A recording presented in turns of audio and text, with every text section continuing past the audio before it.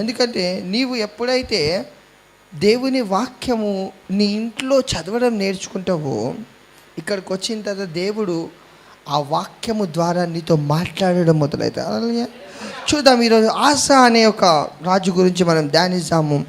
2 Chronicles chapter 14 verse 1. చాలా జాగ్రత్తగా వినండి, నేను మెల్లగా చెప్తాను, టెన్షన్ ఏం లేదు.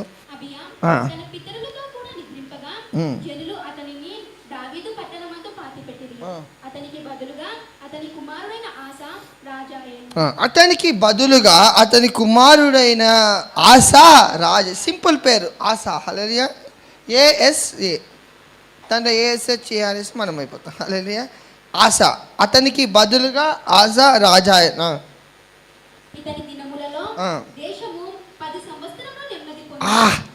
చూసారా, 10 సంవత్సరాలు ఇతని దేశంలో ఏముందంట? పీస్. హల్లెలూయా. ఒక్క రాజు ఏలన ఆరంభించిన తర్వాత అతని దేశంలో ఏముందంట?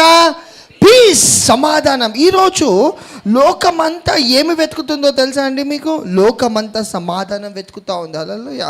లోకానికి ఏం లేదు? సమాధానం లేదు. భార్యాభర్తల మధ్యలో సమాధానం, అత్తమామ మధ్యలో సమాధానం, కుటుంబంలో సమాధానం, పిల్లల మధ్యలో సమాధానం, ఉద్యోగంలో సమాధానం, వ్యాపారంలో సమాధానం. ఇది లేదు జనాలకి. హల్లెలూయా.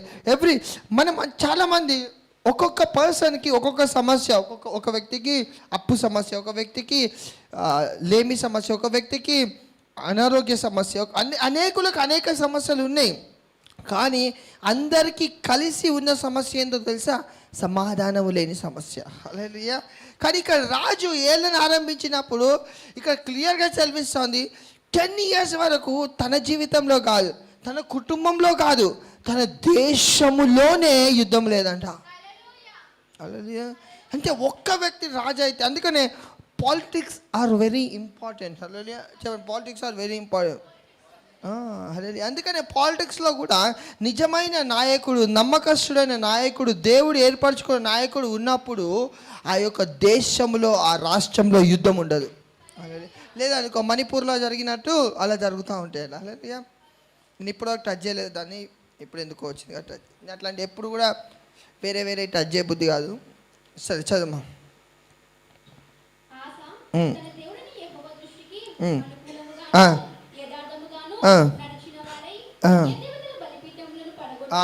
ఇతను ఏం చేసేవాడంటే, ఎందుకు ఇతని జీవితంలో సమాధానం ఉంది? ఎందుకంటే ఇతడు దేవుని దృష్టికి యథార్థంగా ప్రవర్తించేవాడు. ఎప్పుడైతే నీవు దేవుని దృష్టికి యథార్థంగా ప్రవర్తించడం నేర్చుకుంటావో, ఆటోమేటిక్గా నీ కుటుంబము, నీ ప్రాంతము అంతా దేవుని యొక్క సమాధానంగా ఉండడం స్టార్ట్ అవుతూ ఉంటుంది. యథార్థత కలిగిన జీవితం. అలా faith is different, faithfulness is different. అలా నీకు ఇచ్చిన పనిలో నువ్వు నమ్మకంగా ఉండేదాన్ని ఏమంటారు? ఫేత్ఫుల్నెస్. అలా నీ సమస్యను జయించేదాన్ని ఏమంటారు? ఫేత్. హల్లెలూయా. ఎంతమందికి అర్థమైంది? అంటే ఆ ప్రార్థన జీవితంలో నమ్మకంగా ఉండడం, ఆ వాక్యంలో నమ్మకంగా ఉండడం, సంఘానికి నమ్మకంగా రావడం. హల్లెలూయా. సంఘంలో నమ్మకంగా ఆరాధించడము, దేవునికి నీ జీతం వచ్చినప్పుడు నీవు ఆ 10వ భాగము దేవునికి వేయడము. హల్లెలూయా. లేకపోతే మొదటి శాలరీ వచ్చినప్పుడు కావచ్చు, ప్రమోషన్ వచ్చినప్పుడు కావచ్చు, కృతజ్ఞత అర్పణ చెల్లించడం. హల్లెలూయా. ఇవన్నీ ఏంటివి? నమ్మకం. ఇది faithfulness. You have to be faithfulness God. ఈ ఆశ అనేవాడు ఎలా ఉండేవాడు? ఫేత్ఫుల్గా ఉండేవాడు. అలా అందుకే నేను ఎప్పుడు చెప్తా ఉంటా, నువ్వు సంఘానికి అంటగట్టబడి ఉండడం చాలా ప్రాముఖ్యం. అలా నువ్వు సంఘానికి అంటగట్టబడి ఉన్నప్పుడు నీ పాపముల అన్నిట్లో నువ్వు వెళ్తున్నా కూడా దేవుని పరిశుద్ధత నిన్ను పరిశుద్ధపరుస్తుంది, కానీ అపవాది నిన్ను ముట్టలేడు. అదే నువ్వు ఒంటరిగా ఉండడానికి వీలేదు. పక్కన చెప్పండి, నువ్వు ఒంటరిగా ఉండడానికి వీలేదు. యు హావ్ టు బి నువ్వు ఎప్పుడు కూడా సంఘములో నాటబడేవాడిగా ఉండాలి. పక్కన చెప్పి, సంఘంలో నాటబడేవాడిగా. ఒకవేళ ఒంటరిగా ఉంటే ఏమవుతుంది? పక్కన ఒంటరిగా ఉంటే ఏమవుతుంది? నేను ఒక పోస్టర్ పంపిస్తాను, నేను మీకు ఒకటి పంపిస్తాను, ఇక్కడ వస్తుంది అది. ఇక్కడ ఇక చర్చ్ ఇట్లా 10 మంది ఉన్నప్పుడు సాతాన్ ఇక్కడ రాదు. కానీ నేను క్రిస్టియనే, కానీ నాకు చర్చ్ వద్దని పోయినప్పుడు సాతాన్ని ఎంబడబడతా ఉంటుంది. హల్లెలూయా. నువ్వు జయించలేవి కదా దాన్ని. హల్లెలూయా. ఎందుకంటే నువ్వు ఐక్యతగా మందిరంలో నిలిచి ఉన్నప్పుడు అక్కడ దేవుని అభిషేకము, దేవుని కాపుదల నిలిచి ఉంటుందంట. హల్లెలూయా. అందుకని నువ్వు ఎప్పుడు కూడా ఒంటరిగా ఉండడానికి వీలేదు. నువ్వు మందిరానికి వెళ్ళేవాడిగా ఉండొద్దు, కానీ మందిరంలో నాటబడేవాడిగా ఉండాలా. మందిరంలో స్థిరపరచబడేవాడిగా ఉండాలి. అందుకే ఫెయిత్ఫుల్నెస్ అనేది చాలా, ఎందుకంటే విశ్వాసము లేకుండా దేవునికి ఇష్టడై ఉండుట అసాధ్యం. అంటే నీకు ఇచ్చిన దాంట్లో నువ్వు ఎలా ఉండాలి? ఫెయిత్ఫుల్. ఫెయిత్ఫుల్ అలాగా నువ్వు జీవించాలి. ఎందుకంటే మనం విశ్వాసంలో మనం యాత్రలో ముందుకు సాగుతానమాట. హల్లెలూయా. చూద్దాం ఇక్కడ ఆశ గురించి చూద్దాం. చదువు. చూసిరా ఏం చేసిందంట? ఆయన వచ్చిన వెంటనే, రాజు అయిన వెంటనే ఏం చేసిందంట? అన్ని జనులకు సంబంధించిన వస్తువులన్నీ తీసిపడేసిందంట. హల్లెలూయా. తీసిపడేమే కాకుండా ఏం చేసిందంట? యెహోవాని ఆశ్రయించండి అన్నాడు. అందుకని ఎప్పుడైతే ఈయన రాజు అయిందో ఏమైపోయింది అంటే, నువ్వు దేవుని ఆశ్రయించినంత కాలం నీకు ఏం జరుగుతుంది? సమాధానం. హల్లెలూయా. చదువు. ఏమైందంట? ఇతను ఏలినప్పుడు ఏమైందంట? రాజ్యము, దేశానికి ఇలాంటి నాయకులు లేచుదురుగాక, నీ ప్రాంతంలో ఇలాంటి నాయకులు లేచుదురుగాక, నెమ్మది కలిగించే నాయకులు వచ్చుదురుగాక, నెమ్మది కలిగించే పొలిటీషియన్స్ వచ్చుదురుగాక. మనం అంటా ఉంటాం, జరిగేదేనా అన్న? ఇలాంటి పొలిటీషియన్స్ ఉన్నారా? ఇలాంటి నాయకులు ఉన్నారా? హల్లెలూయా. నేను నమ్ముతా ఉన్నాను, అలాంటి నాయకులు ఉన్నారో లేదో నాకు తెలియదు, కానీ నీ మాట అలాంటి నాయకులను సృష్టించగలుగుతుంది. హల్లెలూయా. హల్లెలూయా. మన క్రైస్తవులం అయినప్పటికీ కూడా మనమే మాట్లాడుతూ ఉంటాం, నాయకులు లేరు, నాయకులు అందరు ఇలాగే ఉంటారు, నాయకులు అందరూ అలాగే ఉంటారు. లేదు, దేవుడు తలుచుకుంటే నీ మాట ద్వారా సృష్టిని సృష్టించిన దేవుడు నాయకులను కూడా సృష్టించగలుగుతారు. హల్లెలూయా. క్రైస్తవులకు అనుకూలమైన నాయకులను తీసుకురాగలుగుతాడు దేవుడు. కానీ నువ్వు చేయాల్సింది ఏంటి? కేవలము చదువు.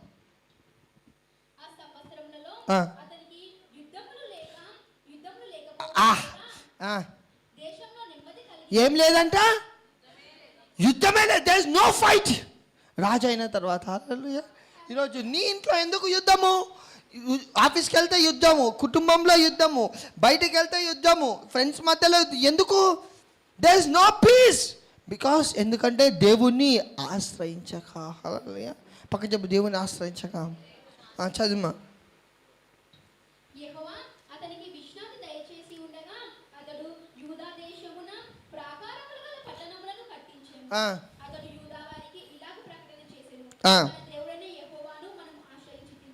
ఎవరిని ఆశ్రయించినంట? దేవుడైనా యెహోవాని. Is believing is God. ప్రతి సమస్యలో ఎవరిని నమ్ముతా ఉన్నాడు? దేవుడైన యెహోవాని. యుద్ధం వస్తే ఎవరి దగ్గరికి వెళ్తున్నాడు? దేవుడైన యెహోవాని. మందిరాలు డబ్బు రాగానే ఏం చేస్తా ఉన్నాడు? మందిరాలు కట్టిస్తూ వెళ్ళిపోతా ఉన్నాడు. హల్లెలూయా. బలిపీఠంలో పారదోస్తా ఉన్నాడు. తన హృదయంలో దేవుని పట్ల ఆశ, దాహము కలిగి ఉన్నాడు. అందుకే ఏముంది అతని జీవితంలో? నెమ్మది. అందుకని నేను ఎప్పుడు చెప్తా ఉంటాను, దేవుని సేవ చాలా ప్రాముఖ్యమైనది. ఎందుకంటే దేవుని సేవలో ఈరోజు నువ్వు కష్టాలు పడుతూ ముందుకెళ్ళచ్చు, కానీ నీ జనరేషన్ సమాధానంగా ఉంటుంది.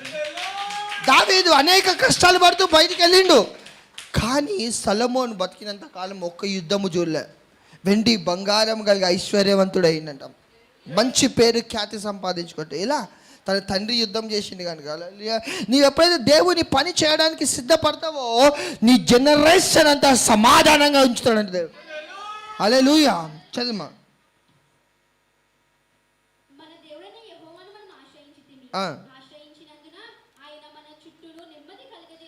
ఎందుకంట? ఆశ్రయించినందున. హల్లెలూయా. చెప్పండి, ఆశ్రయించినందున. ఎప్పుడైతే నువ్వు దేవుడిని ఆ ఉద్యోగం కొరకు కావచ్చు, ఆ అప్పుల బాధలో కావచ్చు, ఆ అనారోగ్యంలో కావచ్చు, ఆ ఒక ఆర్థిక పరిస్థితుల్లో, ఆ కుటుంబ సమస్యలో నువ్వు దేవుని ఎద్దకు వెళ్ళి దేవుడిని ఆశ్రయించి, అయ్యా నాకు ఈ కష్టం తీసివే అని ఎప్పుడైతే అంటావో ఏం జరుగుతుందో తెలుసా? నీకు అందులో నెమ్మది కలుగుతుంది. చదువుమా.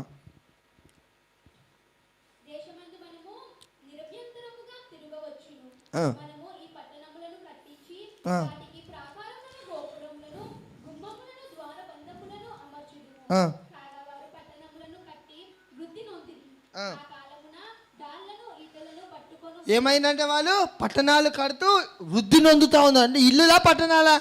డైరెక్ట్ పట్టణాలే. హల్లెలూయా.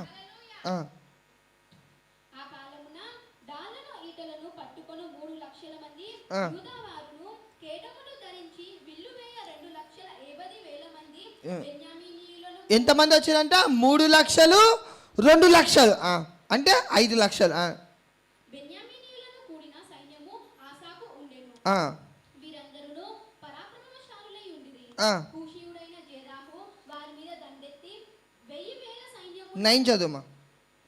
కూషీయుడైన జేరాహు వారి మీద దండెత్తి 1000 సైన్యమును 300 రథములను కూర్చుకొని. ఎన్ని సైన్యాలు? 1000. హల్లెలూయా. 1000 సైన్యమును 300 రథములను ఈయనదంతా 5000. అది 1000 సైన్యం అంటే లెక్కలేదు. కూర్చుకొని బయలుదేరి మారేషా వరకు రాగా ఆసా అతనికి ఎదురుపోయెను. వారు మారేషా నొద్దకు జేపాత అను పల్లపు స్థలమందు భక్తులు తీర్చి యుద్ధము కలపగా ఆసా తన దేవుడైన యెహోవాకు మొరపెట్టి. ఏమైందంటే యుద్ధం వచ్చేసింది. ఇతని దగ్గర 5000 మంది ఉన్నారు. తర్వాత ఏమైంది? అతను 1000 మంది యుద్ధానికి వస్తా ఉన్నారు. ఇతను ఏం చేసిండంట? యుద్ధానికి సిద్ధమై ఎక్కడికి పోయిండు? యుద్ధం చేయనీకనా? చదువు మాది 11 చదువు. టిక్ పెట్టుకోండి, వచనం టిక్ పెట్టుకో. ఆసా తన దేవుడైన యెహోవాకు మొర్రపెట్టి. హల్లెలూయా. అంటే అతను రాజే, యుద్ధానికి వెళ్ళొచ్చు, సైన్యం పక్షంగా ఉంది. కానీ ఎందులోకి వెళ్ళిందంట? ప్రార్థన గదిలోకి వెళ్ళిపోయిందంట. హల్లెలూయా. అంటే నీ సమస్యలో నీకు అన్నీ ఉన్నా కూడా నువ్వు ఎందులోకి వెళ్ళాలి? ప్రార్థన గదిలోకి. నువ్వు ప్రార్థన గదిలోకి వెళ్ళేదాన్ని ఏమంటారు? దేవుణ్ణి ఆశ్రయించుట. అలా ఎప్పుడైతే వెళ్ళిండో చూద్దాం ఏం జరిగిందో. యెహోవా విస్తారమైన సైన్యము చేతిలో ఓడిపోకుండా బలము లేని వారికి సహాయము చేయుటకు నీకన్నా ఎవరును. ఏమంటుండు? యేసయ్యా నీకంటే గొప్పడు ఎవరు లేడయ్యా, ఈ బలమైన జనముని ఓడించుటకు నాకు సహాయం చేయవాడవు నీవే. Is king but is depending on God. Hallelujah. అతని రాజే, సైన్యం ఉంది, అధిపతి. కానీ ఎవరికి మొర పెడుతుండు? యేసయ్యా నీవే నాకు సహాయం చేయవాడవు, నీవే నా రాజువు. హల్లెలూయా. హల్లెలూయా. అందుకని అతని కాలంలో ఏముంది? నెమ్మది. హల్లెలూయా. ఏది ఉన్నది? అన్నీ ఉన్నాయి. యుద్ధం చేయలేడా? అన్నీ ఉన్నాయి. కానీ ఎక్కడికి వెళ్తున్నాడు? దేవుని మీద ఆధారపడతా ఉన్నాడు. హల్లెలూయా. ఈరోజు నువ్వేం చేస్తావు? నువ్వు మనుషులు నమ్ముట కంటే, రాజును ఆశ్రయించుట కంటే యెహోవాని ఆశ్రయించుట మేలు. చదువు.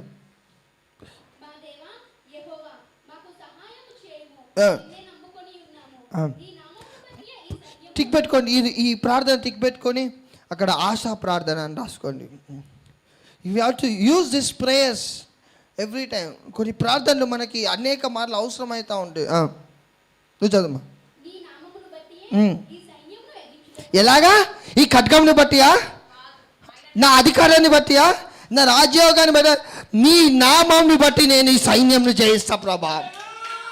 అది ఏ నామము? యెహోవా నామం. ఇప్పుడైతే అన్ని నామాల కన్నా పై నామం యేసు నామం మనకుందండ.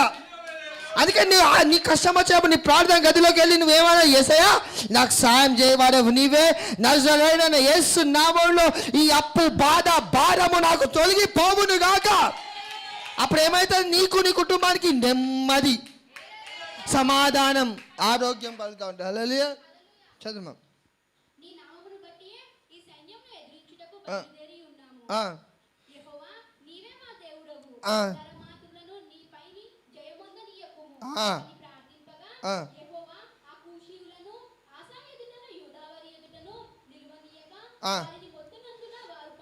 ఏమైందంటే 1000 సైన్యము ఎలా పారిపోయారు. ఐ డిక్రీ అండ్ డిక్లేర్, నీ అప్పు ఈరోజు పారిపోవును గాక, నీ వ్యాధి ఈరోజు పారిపోవును గాక, ఆ క్యాన్సర్ ఈరోజు పారిపోవును గాక, ఆ ఎయిడ్స్ ఈరోజు పారిపోవును గాక, ఆ అనారోగ్యం ఈరోజు పారిపోవును, బీపీ, షుగర్, థైరాయిడ్ ఈరోజు పారిపోవును గాక, ఆ షుగర్ నార్మల్గా వచ్చును గాక, నీ సమస్య ఈరోజు పారిపోవును గాక. ఏమవుతుంది అంట? యుద్ధము చేస్తానా? ఆయన నామంలో యుద్ధము చేస్తానా? ఆశ ఏం చేసిండు? రూమ్లోకి వెళ్ళి మొరపెట్టిందంట. ఈరోజు నువ్వు రూమ్లోకి వెళ్ళి, ఈరోజు ఇక్కడ నుంచి వెళ్తుండగా నీ ఇంట్లోకి వెళ్ళే లోపే నీ సమస్య పారిపోతావు. నీ బాధలు పారిపోతాయి అంట. అప్పంటది అమ్మ నేను వీళ్ళ ఇంట్లో అస్సలు ఉంటాయి ఈ రోజు నుంచి. ఎందుకంటే వీళ్ళ దేవుడు వాగ్దానం చేసిండు, అనేక జనములకు వీరు అప్పు చేయరు, అప్పిచ్చువారుగానే ఉంటారు, వీరు తలగానే ఉంటారు, తోకగా ఉండరు. వీరిలో ఉన్నవాడు లోకంలో ఉన్న వారి కంటే గొప్పవాడు. హల్లెలూయా. వీళ్ళకి ఎన్నడూ అనారోగ్యం రాదు. వారి గోత్రంలో నిస్సత్తు చేత త్రొట్టిన వాడు ఒక్కడైనాను లేడు. వీరి దేవుడు వీరి పక్షంలో ఉన్నాడు. వీరి కట్టిన తోటలు, వీరి నాటిన తోటలు వీరి దేవుడు వీరికి ఇస్తాడు అని అనేకులు ఆశా గురించి మాట్లాడిన రీతిగా నీ గురించి జనాలు మాట్లాడతారంట. హల్లెలూయా, హల్లెలూయా. చెప్పండి, యేసయ్య ఆశా గురించి మాట్లాడినట్టు నా గురించి మాట్లాడుదురు కాక. చదువుమా. అందుకని దేవుడు చూసినావా, ఆశా చేసిన ప్రార్థన రాసిండా రాయలేదా? దానియేలు చేసిన ప్రార్థన రాసిండా? దావీదు చేసిన ప్రార్థన రాసిండా? మోషే చేసిన ప్రార్థన రాసిండా? ఆఖరి యాకోబు చేసిన ప్రార్థన రాసిండా? బాధలో యోబు చేసిన ప్రార్థన రాసిండా? నువ్వు బాత్రూంలో చేసిన ప్రార్థనలు కూడా రాసిండా అక్కడ.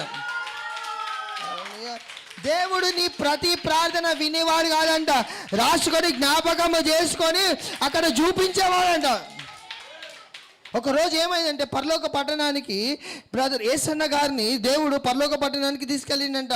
పరలోక పట్టణానికి తీసుకెళ్ళిన తర్వాత యేసన్న గారిని పిలిచిన తర్వాత అక్కడ పిలిచి సైన్యానికి అందరికీ పరిచయం చేస్తూ ఉన్నాడంట. పరిచయం చేస్తూ ఏమన్నాడంట తెలుసా? ఇదిగో అని చెప్పి ఇక్కడ రా అని చెప్పి, దావీదు ఇక్కడ రా అన్నాడంట. దావీదుని పిలిచిందంట. పిలిచి ఏమన్నాడంట తెలుసా? ఇదిగో యేసన్న అంటే ఈయననే, ఈ కాలములో నీ తర్వాత ఇన్ని పాటలు రాయివాడు ఇతనే అన్నాడు. God introduce him. దేవుడు యేసన్న గారిని ఎవరికి దావీదుని యేసన్న గారికి ఇంట్రడ్యూస్ చేయలే, యేసన్న గారిని దావీదుకి ఇంట్రడ్యూస్ చేసింది. ఈరోజు నీ ప్రార్థన, నీ వాక్యము, నీ విశ్వాసము ఏది వృధాగా పరలోకంలో వీడు నా బిడ్డ, నా కొరకు నిలబడ్డవాడు, నా కొరకు సైన్యంలో జయించిన వాడు, అప్పులను జయించిన వాడు రాజు. నువ్వు పరలోకం వెళ్ళిన తర్వాత ఆయన సింహాసనం మీద కూర్చుంటే చెప్తే ఇదిగో నా బిడ్డ వచ్చిండు, ఈ అప్పులన్నీ కష్టాలన్నీ జయించి నా సింహాసనం మీద కూర్చోడానికి వచ్చింది. అదే నువ్వు ఇక్కడ జయించకుండా పరలోకం పోయి దిక్కు వచ్చినామా మూల కూర్చోటిపో అంటారు. లేదనుకో సింహాసనం ఇదిగో నా ఎందుకంటే జయించు వాడిని నా సింహాసనం మీద కూర్చుంటే బిడ్డ కాదు, నాతో కూడా వారు భోజనం చేయదురు. ఈరోజు నువ్వు జయించే సామర్థ్యం దేవుడు నీకు ఇచ్చింది. ఎందుకో తెలుసా? జయించిన వాడు నీ లోపల ఉన్నాడు. హల్లెలూయా. సాతానుని పాదముల కింద శీఘ్రంగా చితగలుగుతాడు. నార్మల్గా శీఘ్ర కంప్లీట్ నువ్వు అడాలి. అప్పుడే సాతాను నువ్వు ఎక్కడున్నావు తెలుసా? ఇక్కడున్నావు నేను దొక్కుతాను. ఈరోజు అది ఇక్కడ పట్టుకుంది, ఇక్కడ పౌలుని ఇక్కడ పట్టుకున్నట్టు నిన్ను ఇక్కడ పట్టుకుంది. నువ్వు ఇట్లానే దులుపుకుంటే ఇక్కడ పడుతుంది, ఇట్లా దొక్కాలంట. హల్లెలూయా. చెప్పండి, devil you can't touch me because I have anointed. అపవాది నన్ను ముట్టలేవు, అపవాది నా కుటుంబాన్ని ముట్టలేవు, నా సంఘాన్ని ముట్టలేవు, నా పిల్లలను ముట్టలేవు, ఎందుకంటే నా దేవుడు నన్ను అభిషేకించినాడు కనుక. ఈ దేవుడు రాసుకోండి, అబ్బా వీడు నా కొరకు ఇలాగా ప్రార్థన చేసిండు. Your prayers are return in heaven. కొందరు ప్రార్థన అయితే మంచిగా బంగారు తేత రాయబడతా ఉన్నాయంట. Your prayer is not a cheap. మర్చిపోయే దేవుడు కాదు మన దేవుడు. జ్ఞాపకార్థ గ్రంథంలో నీ ప్రార్థన రాసుకున్నాడంట. ఒకరు అన్న మూలుగుతూ ప్రార్థన చేసిందంట, రాసుకున్నాడంట దేవుడు. హల్లెలూయా. ఆయన పేరేంటిది? ఎబ్బేజ్ ప్రార్థన చేసి నా సరిహద్దులు విశాలపరచండి రాసుకున్నంట దేవుడు. హల్లెలూయా. ఈరోజు నువ్వు ఎన్ని ప్రార్థన చేసినా, అందుకే పనికిమాల ప్రార్థన చేయొద్దన్నమాట దేవునికి. Our God is a big God, ask big things. దేవుడు పెద్ద దేవుడు, గొప్ప దేవుడు. దేవుడిని గొప్ప అడగడం నేర్చుకుంటే రాసుకుంటూ ఉంటాం. చదమ్మా.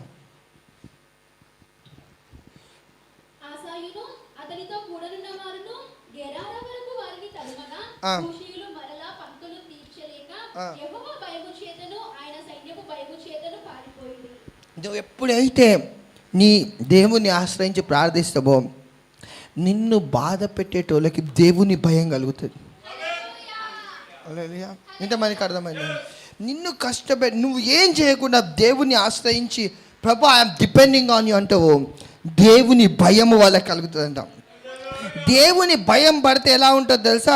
సింహము గుహలో దానియేలు నిద్రపోయిండు, రాజు మేలుకతో ఉన్నాడు. మొద్దుకాయ నిద్రపోయిండు, రాజు మేలుకతో ఉన్నాడు. హల్లెలూయా. నువ్వు సుఖంగా నిద్రపోతావు, శత్రువు మేలుకతో ఉంటాడు. హల్లెలూయా. కానీ నువ్వు దేవుణ్ణి ఆశ్రయించకుండా ఈ ఇన్స్టాగ్రామ్లో యూట్యూబ్లో ఆశ్రయించినావు అనుకో, ఇట్లనే తిప్పుకుంటా నువ్వు మేలుకతో ఉంటావు, వాడు సుఖంగా అనుకుంటాడు. హల్లెలూయా. పక్క చెప్పు, దేవుని ఆశ్రయించి. చదువు.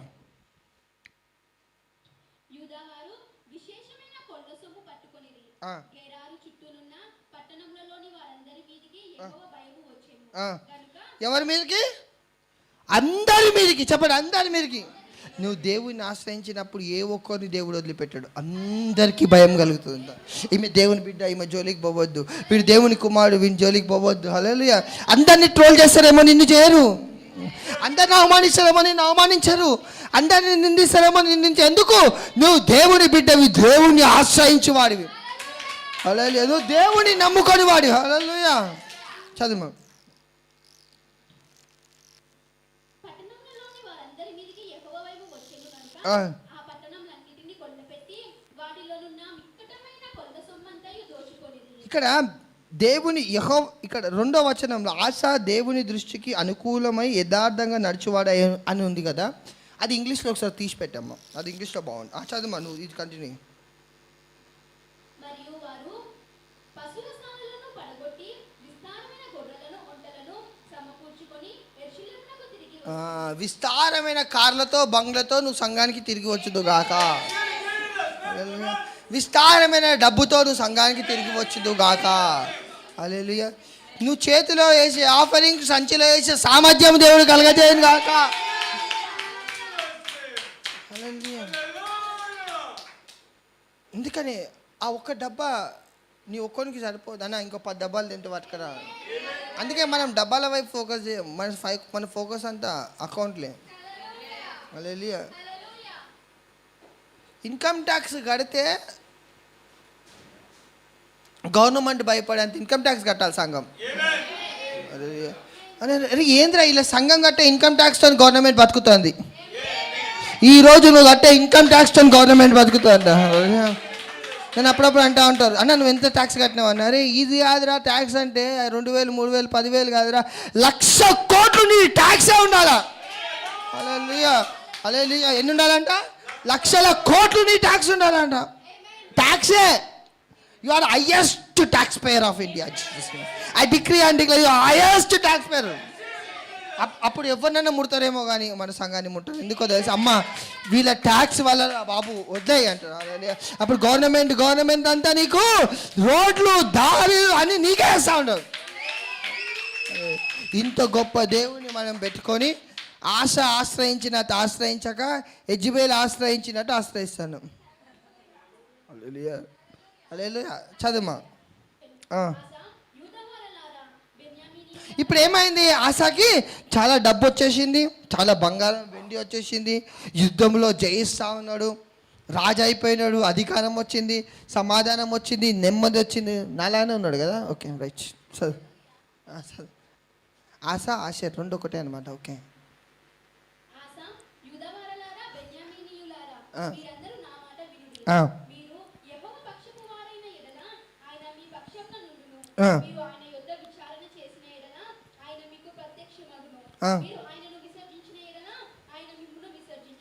నిజమైన దేవుడైనను ఉపదేశము చేయు యాజకులైనను ధర్మశాస్త్రమైనను చాలా దినములు ఇశ్రాయేలీయులకు లేకుండా పోవును. తమ శ్రమయందు వారు 8 చదువుమా. ప్రవక్తైన ఓదేదు ప్రవచించిన ఈ మాటలు ఆసా వినినప్పుడు అతడు ధైర్యము తెచ్చుకొని యూదా అంటే ఆశ ఏం చేసి, ఆశకి ధైర్యం ఎలా వచ్చేది? ప్రవక్తల ప్రవచనాలు వినేవాడు. అందుకే నేను చెప్తా ఉంటా, ప్రవచనాలు రాసుకోవాలా, వాగ్దానాలు రాసుకోవాలా, ప్రవచనాలు రికార్డ్ చేసుకోవాలా. నీ కష్ట సమయంలో వింటా ఉంటే నీకు ధైర్యం పుట్టుకొని వస్తుంది. ఆ ధైర్యము వాక్యం. చదువు 12 చదువు. పూర్ణ హృదయముతోను పూర్ణాత్మతోను తమ పితరుల దేవుడైన యెహోవా యొద్ద తాము విచారణ చేయుదుమనియు పిన్నలే గాని పెద్దలే గాని పురుషులే గాని స్త్రీలే గాని ఇశ్రాయేలీయుల దేవుడైన యెహోవా యొద్ద విచారణ చేయని వారందరికీ మరణము విధించుదుననియు నిష్కరణ చేసుకొనిది. వారు ఎలుగెత్తి బబ్బలేడుచు మేళములతోను బూరల నాదములతోను బేరి ధ్వనులతోను యెహోవా సన్నిధిని ప్రమాణము చేసిరి. ఇలాగ ప్రమాణము చేయబడగా యూదా వారందరూ సంతోషించిరి. వారు పూర్ణ హృదయముతో ప్రమాణము చేసి పూర్ణ మనసుతో ఆయనను వెతికి ఉండిరి కనుక ఎలా వెతికిరంట? పూర్ణ మనసుతో. హల్లెలూయా. అంటే వీళ్ళు ఏం నేర్చుకున్నారు? ఇంకా దేవుడు ఆశీర్వదించిన తర్వాత దేవుని ఇంకా లోతుగా తెలుసుకోవడం, దేవుని ఇంకా ఎదిగించడం. హల్లెలూయా. అందుకని నీ పొజిషన్ మారింది. ఒకప్పుడు నువ్వు ఒక పని చేస్తూ ఉండే, 8 గంటలు పని చేస్తూ ఉండే. ఇప్పుడు 8 గంటలు పని చేసే స్థాయి నీది కాదు. ఏందో తెలుసా? 8 గంటలలో 4 గంటలే పని చేస్తూ ఉన్నావు. హల్లెలూయా. అప్పుడు నువ్వు ఏం చేయాలి? ఆ 4 గంటలు దేవునికి ఇచ్చేసేయాలా. హల్లెలూయా. అంతే తప్ప ఉన్న 4 గంటలు పని చేసి ఇంకా 4 గంటలు నీ లైఫ్ అంతా ఇష్టం ఉన్నట్టు సమయం వ్యర్థపరిచినావు అనుకో, ఏమవుతుంది? చదువు. యెహోవా వారికి ప్రత్యక్షమై చుట్టూనున్న దేశస్థులతో యుద్ధములు లేకుండా వారికి నెమ్మది కలుగజేసెను. ఏ దేశాలంట? దేశాలు. ఆయన దేశం కాదు, ఇప్పుడు పక్క దేశాలతో కూడా యుద్ధం లేదు. అంటే ఇలాంటి నాయకులు లేస్తే, ఇలాంటి సంఘము లేస్తే మన దేశంలో యుద్ధం కాదు అయినా పక్క దేశాలు, పాకిస్తాన్ అవ్వచ్చు, ఆస్ట్రేలియా అవ్వచ్చు, ఏ దేశం అయినా ఏముండదంట? యుద్ధమే ఉండదు. నాకు అనిపించింది ఈ దేవుడు ఈ వాక్యం ముందే చెప్తే బాగుండు. మనకి ప్రార్థన చేద్దాము, ఏ దేశంలో కూడా యుద్ధం ఉండకపో. హల్లెలూయా. ఈరోజు కానీ ఈరోజు దేవుడు బయలుపరిచింది కనుక మన ద్వారా ఏ దేశంలో యుద్ధం ఉండకుండా. ఈరోజు మన భయం ఏంది? అమ్మో సువార్త ఆగిపోతుందేమో, వాళ్ళు చంపుతారేమో. నేను నీకు విషయం చెప్తా, ఏ దేశంలో సువార్త ఆగినా ఆగకపోయినా భారతదేశంలో అసలు ఆగదు. ఎందుకంటే భారతదేశంలో మన ప్రజలు ఎదుటోని కంటే ముండోడు. ఒకడు సంపదన చేస్తాడు, సావనన్న చేస్తాడు, కానీ మొత్తానికైతే వాడు దేవుని కోసం అయితే నిలబడతాడు. సో దాన్ని బట్టి నువ్వు వాని కోసం ఏం బాధపడాల్సిన అవసరం లేదు. Hallelujah. We are not a fearful person, we are a fearless person. Hallelujah. నువ్వు దాన్ని అది ఆగిపోతుందేమో, వీడు ఆపుతాడేమో, అది ఆపుతుంది. మన దేశంలో ముఖ్యంగా మన ఇండియాలో, మన తెలంగాణలో సువార్త ఎవ్వరూ ఆపలేరు. హల్లెలూయా. హల్లెలూయా. ఎందుకో తెలుసా? మన వాళ్ళకి తెలుసు, వాళ్ళు ఒక దారిలో ఆపితే మన వాళ్ళు ఇంకో దారిలో వస్తారు. హల్లెలూయా. అలాగే మంచి మంచి దైవజనులనే ఆపుదామని చూస్తే ఆపని సువార్త ఇప్పుడు మనల్ని ఎవరు ఆపుతారు? మంచి మంచి దైవజనులనే భక్త సింగయ్య గారిని పట్టుకొని ఆపుదాం అనుకుంటే ఆయన లోపలికి పోయి బయటకు వచ్చేలోపు వాళ్ళే మారిపోయారు. అలాంటి భయంకరమైన సేవకులు ప్రార్థించిన ప్రాంతంలో బతుకుతున్నాం మనం. సో నీకు ఏది ఎంత మాత్రం ఇక మీదట బతికితే క్రీస్తే, చావైతే మేలు అన్న మాట మనకు లేదు. బ్రతికేది క్రీస్తు కొరకే, ఎదతోడు సచ్చినా వాడిని క్రీస్తు కొరకే బ్రతికించడం. ఎందుకంటే క్రీస్తునందు ఉన్న వారికి మరణము లేదు. అందుకని యేసయ్య మొట్టమొదటి అద్భుతము ద్రాక్షరసం. హల్లెలూయా. దేవుడు మొదటగా వచ్చినప్పుడు ద్రాక్షరసం ఇచ్చిండు, ప్రేమనిచ్చిండు, కరెక్టే. కానీ చచ్చిపోయే ముందు చివరి అద్భుతం ఏం చేసిండో తెలుసా? చొవ్వతికిచ్చిండు. అంటే ఏంటో తెలుసా? వానికి వినే బుద్ధి కలగజేస్తాడు. నీ మాటలు వాడు వినాల్సిందే. నువ్వు మాట్లాడుచుండగా గుత్తులు మాటలు వాళ్ళ మీద పడితే నీ మాటలకు అన్యజనులను దేవుడు లోబరుస్తాడు. అందుకే నాకు నా బాధ అంతా ఈ దరిద్రంలోకి బయటికి. తన కొరకై తొలిపించుకున్న సమాధి యందు అతని పాతిపెట్టిరి. తరువాత అతనికి బదులుగా అతని కుమారుడైన యెహోషాపాతు రాజై. తర్వాత అధ్యాయం నెక్స్ట్ చూపిస్తా. యెహోషాపాతు స్టోరీ. లెసన్ ఫ్రమ్ యెహోషాపాతు తర్వాత చూసుకుందాం. హల్లెలూయా. ఎంతమందికి అర్థమైందండి ఆశాజం? ఈరోజు నువ్వు ఎలా ఉండాలనుకుంటున్నావు?